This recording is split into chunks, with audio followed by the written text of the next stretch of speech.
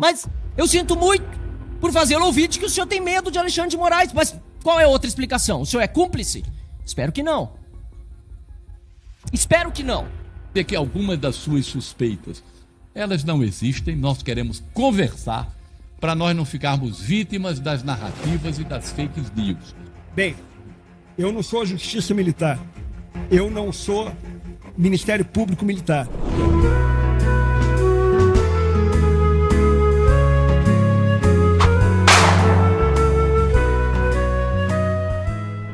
Senhor ministro Mussi, meus cumprimentos. Dessa forma, cumprimento aos nossos comandantes que aqui estão. Alguns discursos aqui me deixaram entristecido. Outros me enalteceram. Como os senhores sabem, comandante Tomás, sou um soldado do Exército que tive a sorte de chegar a coronel. Filho da Amazônia, nasci num PEF, me criei num PEF. Trabalhei muitos anos lá com o general Vilas Boas. A GLO para a Amazônia é algo substancialmente forte, presidente. O trabalho das Forças Armadas para a Amazônia, sem ele, muitos cidadãos brasileiros morreriam. Porque na faixa de fronteira, em muitos locais, só tem o médico do Exército e o hospitalzinho do Exército. Sem ele, o cidadão morreria. Eu me salvei, nasci num PEF, uma parteira. Me salvei, porque se minha mãe passasse mal, poderia eu não estar aqui. Essa é a verdade.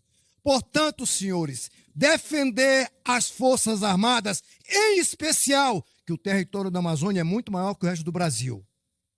Só isso já basta enaltecer as Forças Armadas. E eu aqui, diante do Brasil, digo, eu conheço as Forças Armadas porque lá trabalhei por anos, ministro. Fui só o chefe de patrimônio de todos os quartéis do Exército nos 9 estados da Amazônia. Por isso que até minha pressão subiu, ministro. 5 anos chefe do patrimônio do Exército nessa condição. Mas eu cumpri a missão, graças a Deus. Então, senhores, aqui eu enalteço. Recursos faltam? Faltam. Precisamos de mais recursos? Precisamos. E, ministro, uma sugestão, leve os ministros lá no ministério. Aqui não. Lá no ministério, leve por bloco e chame os comandantes. E lá nós vamos tratar, é jogo aberto. O que é que nós precisamos, o que é que as Forças Armadas precisam. Logicamente, eu tenho algumas ressalvas, comandante, eu já falei para o senhor, tenho sim. Eu aprendi nas escolas militares, pelos meus chefes, que eles diziam o seguinte: ordens absurdas e ilegais não se cumprem. Comandante, e por que nós estamos cumprindo hoje?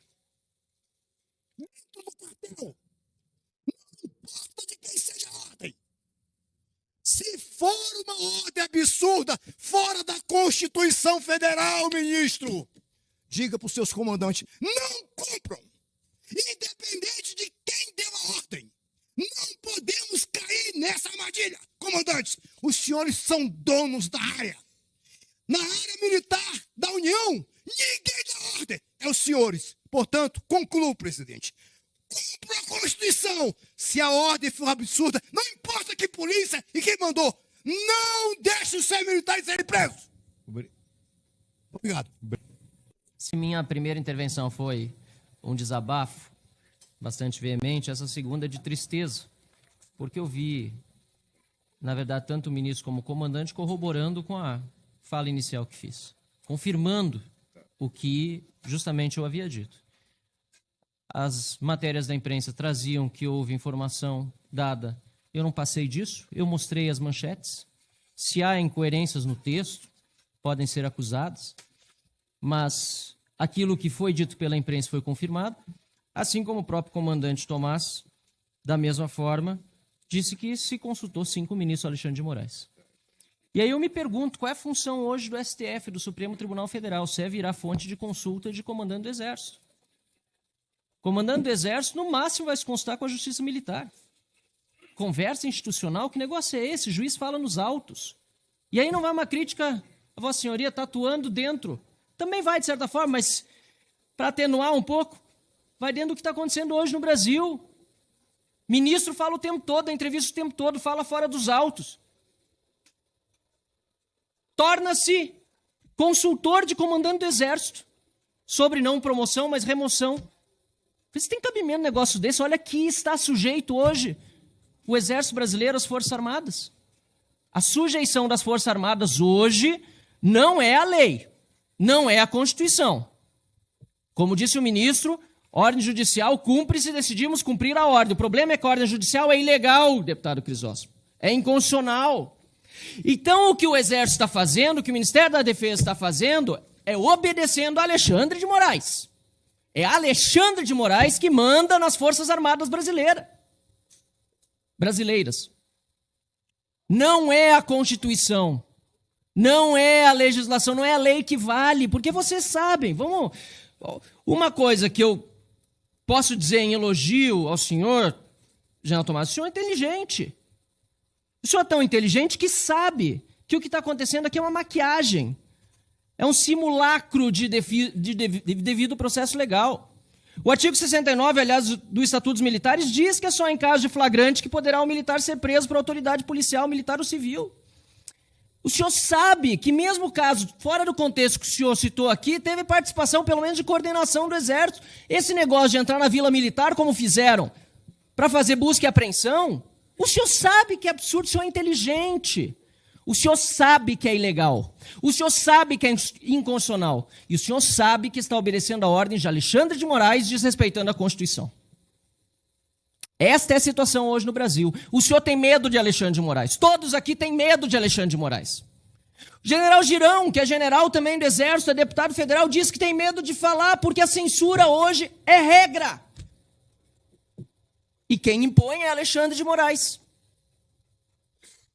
Eu sinto muito vê-lo fardado assim e os demais, tendo de ouvir eu dizer um reles deputado federal, eleito pelo meu estado do Rio Grande do Sul, a quem represento, com muita honra os eleitores, 256 mil que votaram em mim, mas só um deputado federal dentro de 513.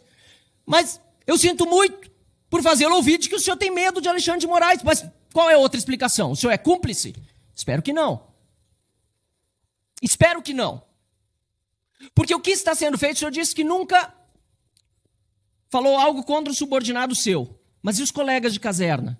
Um deles preso, ilegal, inconstitucionalmente, sofrendo as agruras do cárcere, privado do convívio com sua família. General Heleno, não lhe comove? Os demais generais, almirantes também. Essa é a situação que nós vivemos no Brasil. E desculpem-me as palavras duras que são palavras talvez apenas, e quem sabe serei censurado, perseguido, humilhado, não me importa. Não me importa, porque precisa ter alguém para dizer o que está acontecendo. Para dizer, porque saber todos sabem. Os senhores podem até dizer outras coisas. O ministro Monteiro Filho, José Múcio, disse também, né? Dentro da narrativa do governo, entendo, o senhor é parte do governo, que a polícia do Distrito Federal demorou a chegar. O senhor sabe que não foi assim. A Força Nacional estava parada de prontidão do lado do Ministério da Justiça, não foi utilizada. O governo contribuiu. G. Dias, Gonçalves Dias. Onde viu? Onde está? Ninguém sabe, ninguém viu. Mas foi a polícia do Distrito Federal que demorou a chegar. Claro, é isso que é para ir para os livros da história. Tomara que no próximo mandato, tomara que se encerre esse com o impeachment do Lula e o senhor seja ministro de novo e possa tratar de outra narrativa, mas uma que seja verdadeira. Não essa que o PT está espalhando, não essa do golpe. Eu entendo o seu papel, mas eu sei que o senhor entende o meu também, de oposição. E de buscar deixar bem claro aqui as perguntas que eu fiz e que não foram exatamente respondidas. Porque eu perguntei se o Código Penal Militar ainda existe. Porque para esses militares, inclusive os da ativa, não está valendo. Eu perguntei sobre a reação às ordens da justiça que eram ilegais. O senhor disse, não, cumpra-se da justiça, mas são ilegais, são inconstitucionais. O Exército, as Forças Armadas, o Ministério da Defesa, nada vai dizer quando uma ordem é ilegal, quando é inconstitucional. Não vai se pronunciar, é isso. Não obstante ilegais, não obstante sendo ordens de um ministro da Suprema Corte, que não é o presidente da República, fazendo o Exército cumpri-las a desagrado da Constituição, o Exército não vai se pronunciar. E se o problema é Senado, por exemplo, tem assessor parlamentar que chega, tem presidente do Senado, tem membro do Senado para lá conversar para fazer isso, o impeachment de um ministro, ou pelo menos a contenção da Corte acontecer por meio daquele parlamento, daquele lado de lá. Mas me parece e até gostaria de saber se existe algo nesse sentido, mas me parece que não há nenhum esforço para que essa ditadura não se consolide no Brasil com apoio obsequioso das nossas Forças Armadas. A terceira pergunta, se o senhor se consulta com Alexandre de Moraes, o senhor respondeu afirmativamente, já não precisa mais responder, e ficou muito claro, infelizmente, que isso acontece. E a quarta, se as Forças Armadas entendem que há uma prevaricação diante dos abusos de autoridade cometidos por Alexandre de Moraes. Essa hoje é a situação no nosso país. Isso é inteligente, o senhor sabe disso. O senhor pode me responder outras coisas, pode tergiversar, sair por aqui, sair por ali, mas essa é a situação hoje no nosso Brasil. As Forças Armadas são subjugadas, subordinadas, não ao ministro civil, nem ao presidente da República, muito menos. É um senhor chamado Alexandre de Moraes, ditador da República, que já não é bem mais uma República Federativa do Brasil. Ratten, eu vou sair daqui com mais medo de você do que de Alexandre de Moraes. Com toda sinceridade. Estou sendo sincero. Porque você, sinceramente, estou dizendo logo de público aqui. Agora, o que eu queria lhe dizer é o seguinte: o 8 de janeiro nos afastou a todos. Essa eleição nos afastou a todos. Quem não tem um problema em casa, com a família, no clube, com os amigos, eu perdi. Alguns parentes deixaram de falar comigo porque eu vim servir esse governo. A esquerda radical ficou com muita raiva das Forças Armadas porque acharam que as Forças Armadas montaram aquele golpe. E a direita radical ficou com muita raiva das Forças Armadas porque as Forças Armadas não deram golpe. No dia 9 de janeiro, eu era um ministro da Defesa indefeso. Eu não tinha com quem conversar. Um lado achava que o Exército e a Marinha Aeronáutica queriam ter dado golpe. O outro acharam que não deram porque não quiseram. Essa construção ao longo do ano foi dolorosa, muito dolorosa. Ouvimos discursos como o seu, duros, tivemos que ouvir silentes, muitas vezes o silêncio foi acolhedor para poder nós termos outras conversas. Ao longo de 2023, nós reconstruímos isso. Hoje está provado que pode todo mundo ter tido culpa, nós não. Estou falando nós em nome deles. E quando eu vim aqui, foi pedir uma ajuda a vocês. Nós precisamos conversar. O presidente Lula comitou-se para isso, trouxe para fazer uma conciliação. É o meu papel, eu só sei fazer isso. Porque acho que a conciliação é a ferramenta mais importante da democracia. Porque você junta duas ideias, a sua e a minha e a de Tomás, e nós tiramos disso uma resultante positiva e propositiva. Não é a guerra de narrativas que vai nos aproximar.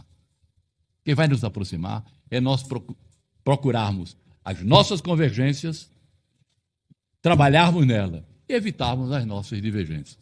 Eu queria pedir sua ajuda. Alexandre de Moraes é outro poder. Nós não temos domínio. Eu não tenho medo dele porque eu cumpro a lei. As forças cumprem a lei.